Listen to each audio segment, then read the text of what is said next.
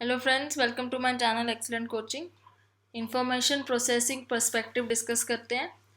Information processing में पहले इसका मीनिंग समझ लेते हैं। इंफॉर्मेशन प्रोसेसिंग का मतलब क्या होता है। ये हमारे कॉग्निटिव फंक्शन के अंदर आता है, इसलिए इसको हम यहाँ डिस्कस कर रहे हैं। सो इंफॉर्मेशन प्रोसेसिंग क्या होता है, जब कोई इंफॉर्मेशन हमारे माइंड में जाती है और हमारा माइंड उसको समझने की कोशिश करता है, इंटरप्रेट करने की कोशिश करता है और उसका मतलब निकालने की कोशिश करता है। तो इसमें बताया हुआ है कि इंफॉर्मेशन इज द चेंज को ही प्रोसेसिंग समझ लो आप। Change of information in any manner detectable by an observer. तो आपने कोई इंफॉर्मेशन देखी या आपके सामने कुछ चीज़ है जो चेंज हो रहा है, कुछ कुछ भी हो रहा है, कुछ इंफॉर्मेशन है जो आपके सेंसेस के थ्रू आपके माइंड में गई है। अब उसको आप समझने की कोशिश कर रहे हो, मतलब उस इंफॉर्मेशन को आप प्रोसेस कर रहे हो। As such, it is a process which describes everything which happens in the universe. तो चेंज का मतलब यहाँ पे ये नहीं है कि कोई बदल रही है कोई चीज़ तभी वो बोला जाएगा। चेंज का मतलब है जो भी हो रहा है यूनिवर्स में, जो भी चीज़ हो रही है उसको इन्होंने बोला है चेंज। तो जब हम वो चीज़ डिटेक्ट करते हैं और उसको प्रोसेस करते हैं अपने माइंड में, जैसे इन्होंने एग्जांपल दिया है कि कोई फॉलिंग ऑफ अ रॉक, कोई पत्थर गिर रहा है, या कंप्यूटर पे कोई प्रिंटिंग हो रही है, कोई भी काम हो रहा है जिसको हम देखते हैं और उसका मीनिंग समझ लेते हैं देख के, तो हमने एक इंफॉर्मेशन को प्रोसेस किया है। Latent and manifest information is defined through terms of equivocation, dissipation, transformation. तो इक्विवोकेशन मतलब remaining uncertainty what value the sender has actually chosen. Dissipation मतलब uncertainty of the sender what the receiver has actually received. Transformation saved effort of questioning, that is equivocation minus. अब ये यहाँ पे कह रहे हैं कि इंफॉर्मेशन जो प्रोसेसिंग है उसके अंदर दो तरह की इंफॉर्मेशन प्रोसेसिंग में तीन प्रोसेसेस होते हैं।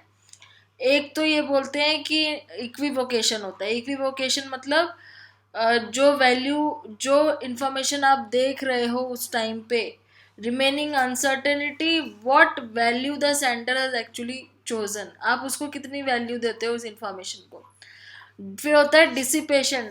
डिसिपेशन का मतलब है क्या चीज़ आपने रिसीव करी है, मतलब आपने क्या इंफॉर्मेशन रिसीव करी है। और ट्रांसफॉर्मेशन मतलब आपको क्या उसमें से समझ में आया है। वैल्यू माइनस डिसिपेशन, उसमें से कितनी चीज़ आपके एक्चुअली में समझ आ गई है और बाकी जो चीज़ लॉस्ट हो गई है।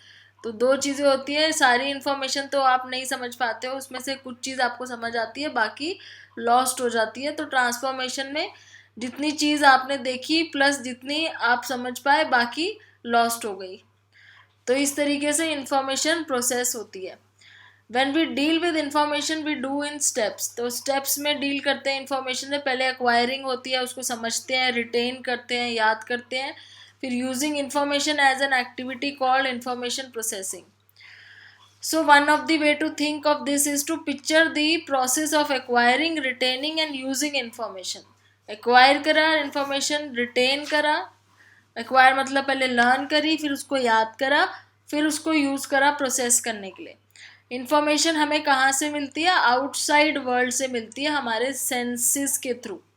जो हमारी 5 सेंसेस है उससे, आउटसाइड वर्ल्ड से इंफॉर्मेशन हमें मिलती है। और वो जो इनपुट हमें मिलता है वो क्या होता है? Input consist of things perceived by our senses. तो सेंसेस से इनपुट जाता है हमारे माइंड में, और वो इनपुट जो है वो इन्फॉर्मेशन होती है जो अंदर जाके प्रोसेस होती है। अगर वो चीज़ हमें समझ में आ जाती है तो वो हमारे लिए इन्फॉर्मेशन बन जाती है, नहीं तो वो चीज़ लॉस्ट हो जाती है। हमेशा ही कुछ ऐसी चीज़ें नहीं होती हैं जो हमेशा हमारे माइंड में रहे, कुछ चीज़ें जो सबकॉन्शियस माइंड में भी चली जाती है। We are not consciously aware of most of the things we perceive. हमेशा ऐसा नहीं होता कि हमारा ध्यान सारी चीज़ों पे है, एक जैसा होता है। कई बार कुछ चीज़ों पे हमारा कॉन्शियस ध्यान होता है, कुछ चीज़ों पे अनकॉन्शियसली हम ध्यान देते हैं और फिर वो हम भूल जाते हैं। तो अगर हम किसी चीज़ पे फोकस कर रहे हैं, किसी चीज़ पे ध्यान दे रहे हैं किसी पर्टिकुलर टाइम पे, तो वो बोलते हैं कि वो हमारी वर्किंग मेमोरी में है उस टाइम पे वो चीज़, क्योंकि अभी हम उस पर ध्यान दे रहे हैं। जैसे सपोज आप अभी इस टाइम इस पर्टिकुलर सेंटेंस पे ध्यान दे रहे हो, तो ये आपकी वर्किंग मेमोरी में चल रहा है। इंफॉर्मेशन प्रोसेसिंग का मॉडल है ये, जिसमें यहाँ पे दिखाया हुआ है कि ये एनवायरनमेंट है जहाँ से हमें इंफॉर्मेशन मिलती है। तो ये हमारे आसपास का एनवायरनमेंट हो गया, यहाँ से हमारे सेंसेस के थ्रू इन्फॉर्मेशन गई सेंसरी रजिस्टर में, जहाँ से वो इन्फॉर्मेशन गई हमारी वर्किंग मेमोरी में। कुछ चीज़ें लॉन्ग टर्म मेमोरी में चली जाती हैं जो हमेशा याद रहती हैं, और कुछ चीज़ें जो हैं वो वापस भूल जाते हैं हम, वो रिस्पॉन्स जनरेटर या फिर हम रिस्पॉन्स देते हैं उनके ऊपर और वापस एनवायरनमेंट में भेज देते हैं। कुछ चीज़ें लॉस्ट भी हो जाती हैं, और हमारे जो रिस्पॉन्स होता है वो हमारी एग्जीक्यूटिव कंट्रोल में आता है और एक्सपेक्टेंसी के ऊपर डिपेंड करता है। तो ये मॉडल दिखा रहा है कि कैसे इंफॉर्मेशन प्रोसेसिंग मॉडल काम करता है।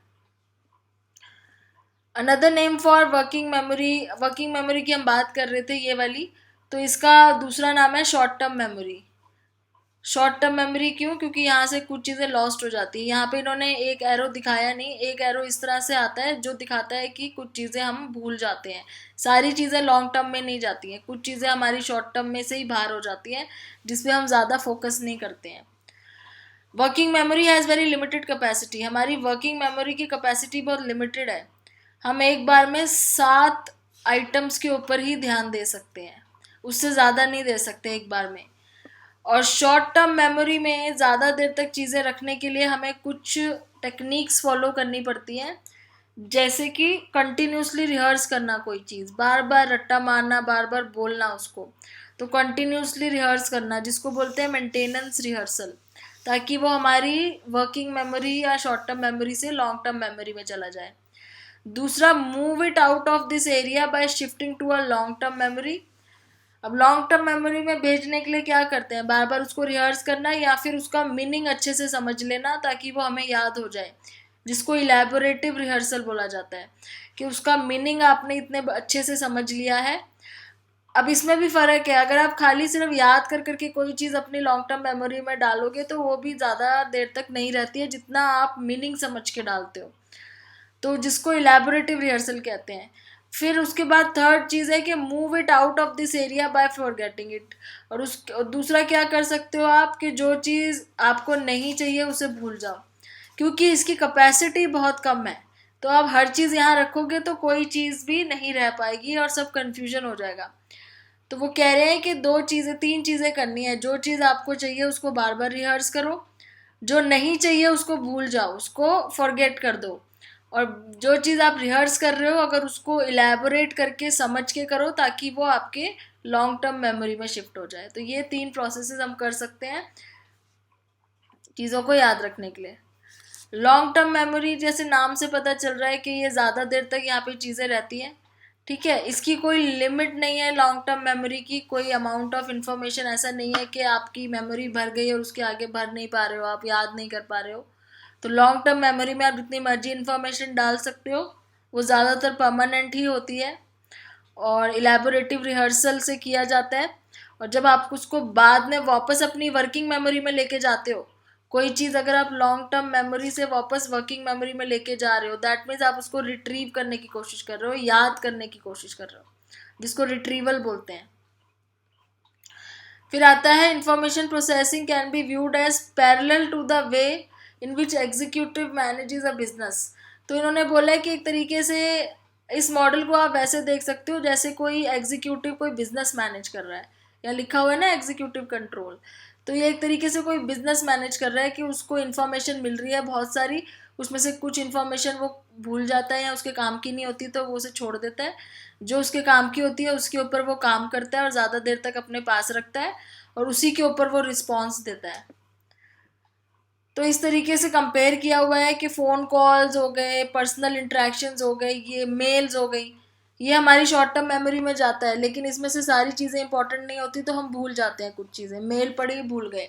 लेकिन अगर कोई ऐसी चीज़ आ गई है जो बहुत इंपॉर्टेंट है, कोई मेल आ गई है जो बहुत इंपॉर्टेंट है, तो उस केस में आप उसको लॉन्ग टर्म मेमोरी में डाल देते हो। तो वो आपकी वर्किंग मेमोरी में जिस टाइम आप उस पर काम कर रहे हो उस मेल पे, तब तक वो आपकी वर्किंग मेमोरी में है। जब आपने वो मेल का रिप्लाई कर दिया लेकिन वो आपके लिए बहुत इंपॉर्टेंट मेल थी तो आपने उसको लॉन्ग टर्म मेमोरी में डाल दिया, वहाँ पे वो परमानेंटली आपके दिमाग में रह गई क्योंकि वो आपके लिए बहुत इंपॉर्टेंट थी मेल। इस तरीके से, और जब आपको दोबारा कभी उस टॉपिक पे कोई बात हुई या किसी के साथ मीटिंग होती है तो आप वापस से अपने माइंड से वो चीज़ इंफॉर्मेशन निकाल के लाते हो। तो इस तरीके से इन्होंने कंपेयर किया हुआ है। इंफॉर्मेशन प्रोसेसिंग थ्योरी में हर्बर्ट साइमन और उसके कोलीग्स ने बोला था कि आप जो वर्किंग जो आप ऊपर डिस्कस कर रहे हो उसको बिल्कुल कंप्यूटर की तरह हम मान के चल सकते हैं कि जो ये इंटेलिजेंस है हमारी ह्यूमन इंटेलिजेंस है जो इंफॉर्मेशन प्रोसेसिंग थ्योरी बोल रही है वो बिल्कुल कंप्यूटर की तरह काम करता है। जैसे कंप्यूटर में इंफॉर्मेशन जाती है कीबोर्ड के थ्रू, तो कीबोर्ड मान लो कीबोर्ड और माउस उसके सेंसेस हो गए जैसे हमारे सेंसेस होते हैं। तो जो हार्डवेयर है कंप्यूटर का वो उसके सेंसेस हो गए और उसके अंदर आपने इंफॉर्मेशन डाल दी। तो जो कंप्यूटर के अंदर सॉफ्टवेयर है वो बिल्कुल वैसे ही है जैसे हमारी मेमोरी है जिसमें आप काम कर रहे हो, वर्किंग मेमोरी है। और जब आपने उसको सेव कर दिया तो वो आपकी लॉन्ग टर्म मेमोरी हमेशा के लिए सेव हो गई। और जब कंप्यूटर में हम कोई चीज़ सेव करके बंद कर देते हैं उसके बाद जब हमें चाहिए होता है थोड़ी देर बाद उसको खोल के उस पर काम करते हैं तो वो वहीं मिलती है। तो ऐसे ही कह रहे हैं कि वर्किंग मेमोरी से आपने लॉन्ग टर्म मेमोरी में डाल दिया, चीज़ें सेव हो गई। अब जब दोबारा आपने उस चीज़ के ऊपर बात करनी है तो आप उसको वापस रिट्रीव कर लेते हो। तो कंप्यूटर से उसको बिल्कुल वो करा हुआ है, कंपेयर करा हुआ है। तो इस तरीके से हर्बर्ट साइमन ने ये समझाने की कोशिश की थी कि कैसे जैसे कंप्यूटर एक नई इन्फॉर्मेशन को प्रोसेस करता है ऐसे ही हमारा माइंड भी किसी न्यू इन्फॉर्मेशन को कैसे लर्न करता है, पहले उसको प्रोसेस करता है फिर उसको लर्न करके सेव करता है फिर बाद में रिट्रीव करता है। काफ़ी टाइम तक यही थ्योरी जो थी, काफ़ी टाइम तक ये माना जाता था कि इसी तरीके से हमारा जो ब्रेन है या इन्फॉर्मेशन है वो इस तरीके से प्रोसेस होती है। बाद में तो आगे जाके बहुत सारी डिफरेंट और थ्योरीज आ गई थी जो इससे बेटर थी। तो इन्फॉर्मेशन प्रोसेसिंग थ्योरी काफ़ी इंपॉर्टेंट मानी जाती है। इंफॉर्मेशन अंदर कैसे जाती है, हमारे सेंसेस के थ्रू जाती है। तो सेंसरी परसेप्टर्स का रोल बहुत इंपॉर्टेंट है यहाँ पे, जिस तरीके से वो इंफॉर्मेशन रिसीव करते हैं। And sensory perceptor of a human being function in the same way as the hardware of a computer. तो इस तरीके से यहाँ कंप्यूटर के साथ इसको कंपेयर किया हुआ है। फिर इंफॉर्मेशन प्रोसेसिंग मॉडल में ये बोला हुआ है कि चार पार्ट्स हैं इसमें। एक तो स्टोर मॉडल है। स्टोर मॉडल मतलब कहाँ स्टोर हो रही है। तो this is a breakdown of the model which states that information has been received can be stored in any of the processing unit. तो कहीं पे भी प्रोसेसिंग यूनिट का कोई भी, जैसे सेंसरी रजिस्टर में इंफॉर्मेशन बहुत कम टाइम के लिए स्टोर होती है हमारे सेंसेस में। फिर उसके बाद शॉर्ट टर्म मेमोरी में उससे थोड़ा ज़्यादा टाइम के लिए स्टोर होती है और लॉन्ग टर्म में बहुत लंबे टाइम तक के लिए। तो ऐसे अलग अलग जगह पे हम इंफॉर्मेशन को स्टोर कर सकते हैं जैसे जैसे वो इस चैनल के थ्रू पास होती है। दूसरा है सेंसरी रजिस्टर। सेंसरी रजिस्टर मतलब जैसे हम इंफॉर्मेशन को रिसीव करते हैं अपनी आईज़ के थ्रू। कोई चीज़ हम देख रहे हैं तो हमारे आईज़ उसमें सेंसेस इन्वॉल्व है, आईज़ का विजन। कोई सुन रहे हैं अगर तो वो हमारी हियरिंग सेंस इन्वॉल्व होती है। तो this is the part of mental processing unit that receives information and then store is temporarily और परमानेंटली। तो पहले रिसीव सेंसरी रजिस्टर से ही होती है। फिर शॉर्ट टर्म मेमोरी है जहाँ पे बहुत टेम्परेरीली स्टोर होती है इन्फॉर्मेशन, क्योंकि वहाँ पे कैपेसिटी इतनी ज़्यादा नहीं है। और जब आप उसके ऊपर काम करते हो उस इन्फॉर्मेशन को तो वो वर्किंग मेमोरी में होती है उस टाइम पे। अदरवाइज फिर ये आगे लॉन्ग टर्म या तो वो लॉस्ट हो जाती है वहाँ से या फिर लॉन्ग टर्म मेमोरी में जाती है। और लॉन्ग टर्म मेमोरी में परमानेंटली स्टोर हो जाती है क्योंकि आपने बहुत रिहर्सल करी होती है, या तो मेंटेनेंस रिहर्सल या इलेबोरेटिव, डिपेंड करता है। Four main belief of the information processing approach. क्या चार बिलीफ हैं इसके। बिलीफ ये है कि when the individual perceives and codes and represent and store information from the environment in his mind और retrieves the information he is thinking. कि जब हम सोच रहे होते हैं, थिंकिंग बोला हुआ है कि ये जो सारे काम हम करते हैं, इंफॉर्मेशन रिसीव करना, उसको समझना, उसको स्टोर करना, तो ये हमारे थिंकिंग प्रोसेस के अंदर आता है। तो इन्होंने ये सारी चीज़ें किस में डाल दी है, थिंकिंग प्रोसेस में डाल दी है। दूसरा बिलीफ कह रहा है कि the proper focus of the study is the role of change mechanism in development. तो चेंज मैकेनिज्म के ऊपर फोकस है। Four critical mechanism work together to bring about change in. तो कौन से चार ऐसे मैकेनिज्म है। एनकोडिंग मतलब इंफॉर्मेशन को समझना, strategy construction strategy banana, automisation and journalisation. तो किस तरीके से इंफॉर्मेशन आएगी उसको समझेंगे, उसके ऊपर काम करेंगे। ऐसे चार फंक्शंस इन्वॉल्व हैं। टू सॉल्व प्रॉब्लम इफेक्टिवली मतलब कोई भी प्रॉब्लम सॉल्व करने के लिए पहले इंफॉर्मेशन को एनकोड करना ज़रूरी होता है। फिर उसी एनकोडेड इंफॉर्मेशन को एक स्ट्रैटेजी बना के सॉल्व करना ज़रूरी होता है, तो वो प्रॉब्लम से रिलेटेड कोई भी अगर इंफॉर्मेशन हो। तीसरा बिलीफ ये है कि development is driven by self modification. हम सेल्फ मॉडिफिकेशन करते हैं। Like Piaget's theory of cognitive development, the information processing approach holds that children play an active role in their own development.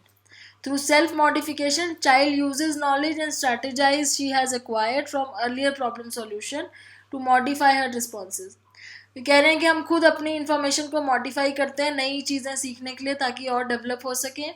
तो पहले जो चीज़ हमने सीख रखी है, पहले की जो नॉलेज है, उसी के ऊपर हम नए स्ट्रैटेजी से काम करते हैं ताकि हमें नई चीज़ें समझ में आए.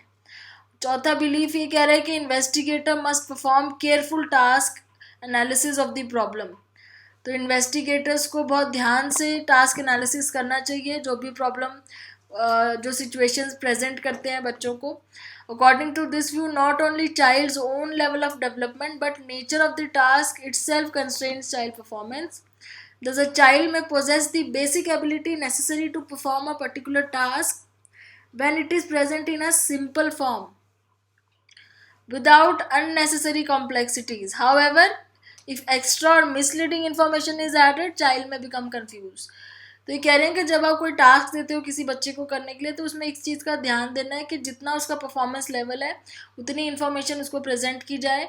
अगर एक्स्ट्रा इन्फॉर्मेशन प्रेजेंट की जाती है जो मिसलीडिंग हो सकती है जिससे बच्चा कंफ्यूज हो जाता है. तो ये था इंफॉर्मेशन प्रोसेसिंग मॉडल. अब आगे है school performance and cognitive development, कि स्कूल परफॉर्मेंस में कॉग्निटिव डेवलपमेंट का क्या इन्फ्लुएंस होता है. कुछ रीजंस यहाँ दिए हुए हैं. कुछ ऐसे रीजंस होते हैं टीनेज ईयर्स में जिस वजह से बच्चे कभी कभी अंडर परफॉर्म करते हैं, अच्छा परफॉर्म नहीं करते. लैक ऑफ मोटिवेशन हो सकता है, प्रॉब्लम हो सकती है घर पे या दोस्तों के साथ, पुअर वर्क हैबिट्स हो सकते हैं, पुअर स्टडी स्किल्स हो सकते हैं, इमोशनल या बिहेवियर प्रॉब्लम हो सकती है, कोई लर्निंग डिसेबिलिटी हो सकती है, attention deficit hyper activity disorder हो सकता है, मेंटल रिटार्डेशन हो सकता है, या कोई मेडिकल प्रॉब्लम जैसे एंग्जाइटी और depression. Achievement, adolescents achievement motivation focuses on adolescent belief, values and goals. These beliefs, goals and values changes during early and middle adolescent. क्योंकि हमने पढ़ रखा है कि किस तरीके से मॉरल वैल्यूज चेंज हो जाती हैं जैसे जैसे हम बड़े होते हैं, ऐसे ही हमारे बिलीव्स, हमारे गोल्स भी चेंज होते हैं. तो इन्हीं के ऊपर हमारी मोटिवेशन भी डिपेंडेंट होती है. जैसे जैसे हमारे बिलीफ, वैल्यूज और गोल्स बदलते हैं हमारी मोटिवेशन भी चेंज होती रहती है. The most important implication of this work for middle school counselor is motivational problem. तो एडोलेसेंट एज में सबसे बड़ी जो चैलेंज होता है काउंसलर्स का जो स्कूल में होते हैं कि किस तरीके से एडल्ट को मोटिवेटेड रखें अपने कामों में, जो भी वो उनके सब्जेक्ट जो भी पढ़ाई कर रहे हैं या फिर वो कोई भी काम ऐसा कर रहे हैं जिसमें वो मोटिवेट होकर काम करें, ना कि ज़बरदस्ती कराना पड़े उनसे. This can be a period in which adolescent motivation declines. तो एडोलेसेंट की मोटिवेशन डिक्लाइन होना शुरू हो जाती है क्योंकि एक तो एडोलेसेंट पीरियड बहुत ज़्यादा स्ट्रेसफुल होता है. अपनी आइडेंटिटी को ढूंढने के चक्कर में कई बार बहुत ज़्यादा डीमोटिवेटेड हो जाते हैं एडोलेसेंट. तो उसमें जो स्कूल काउंसलर्स होते हैं उनका बहुत बड़ा टीचर्स का रोल होता है कि उनको किस तरीके से मोटिवेट करते रहें इन सारी चीज़ों के साथ. Middle school counselor and teachers can ease this transition and help early adolescent negotiate successfully. जो अर्ली एडोलेसेंट होते हैं जिनके ऊपर सबसे ज़्यादा स्ट्रेस होता है, वो चेंजेस उनकी बॉडी में, उनकी इमोशनल सोशल चेंजेस हो रहे होते हैं, तो उनके अंदर बहुत स्ट्रेस होता है. तो उनके साथ काउंसलर और टीचर मिलके हेल्प कर सकते हैं इस ट्रांजिशन पीरियड में. कैसे कर सकते हैं? कॉपरेशन के साथ, उनके साथ मिलके कॉपरेट करना, उनके पेरेंट्स के साथ इन्वॉल्व होना, प्रोग्राम्स और करिकुलम इस तरह के बनाना जो बच्चों की डेवलपमेंट में हेल्प करे, एकेडमिक डेवलपमेंट हो, चाहे सोशल हो, चाहे करियर हो. रिस्पॉन्सिव काउंसलिंग देना उनको, कोई भी उनके इश्यूज हैं उसमें. कल्चरल अवेयरनेस में हेल्प करना और उनके नीड्स को अटेंशन देना जो भी उस पर्टिकुलर टाइम पे उनके इम्पोर्टेंट नीड्स हैं. अब इसके ऊपर कुछ क्वेश्चंस हैं. Information processing is the change of information in any manner detectable by an observer. तो ये कह रहे हैं कि इंफॉर्मेशन प्रोसेसिंग क्या है? चेंज ऑफ इंफॉर्मेशन है जो कोई ऑब्जर्वर डिटेक्ट करता है. तो ये ट्रू है. Information comes from inside ourselves into sensory register. तो ये यहाँ पे ये चीज़ तो ठीक है कि इंफॉर्मेशन सेंसरी रजिस्टर से आती है, पर फ्रॉम इनसाइड गलत है क्योंकि इंफॉर्मेशन आउटसाइड से आती है. तो ये फॉल्स है. Long term memory store information for long time. True है. Sensory register is the mental processing unit that receives all information and store it. तो ये गलत है, सेंसरी रजिस्टर स्टोर नहीं करता है इंफॉर्मेशन, सिर्फ आगे सेंड करता है, तो ये फॉल्स हो गया। Information processing theory focus on externally observer behaviour, this is also true. Fill in the blanks. When things are present in our conscious mind, when we do focus on them, they are placed in our working memory. कि जब कोई चीज़ हमारे conscious mind में होती है तो हम उसको वर्किंग मेमोरी में बोलते हैं। When we get information from long term memory and focus attention on them, this is called, जब हम कोई इन्फॉर्मेशन अपनी लॉन्ग टर्म मेमोरी से वापस लेके आते हैं, उस पर ध्यान देते हैं, तो उसको हम रिट्रीवल बोलते हैं, रिट्रीवल। नेक्स्ट आता है dash is the analysis of the way human being learn something new. तो इंफॉर्मेशन प्रोसेसिंग ही एनालिसिस है एक तरीके का जिससे हम नई चीज़ें सीखते हैं। Mail phone calls are dash memory, तो ये किस में आएगा, टेम्परेरी मेमोरी में, या शॉर्ट टर्म मेमोरी में भी डाल सकते हो और टेम्परेरी में भी डाल सकते हो। Adolescent tend to underperform due to lack of motivation. तो एडोलेसेंट क्यों अंडर परफॉर्म करते हैं कभी कभी स्कूल में, क्योंकि मोटिवेशन नहीं होती। यूनिट 2 हमारा खत्म हो गया, नेक्स्ट वीडियो में यूनिट 3 स्टार्ट करेंगे। Thanks for watching.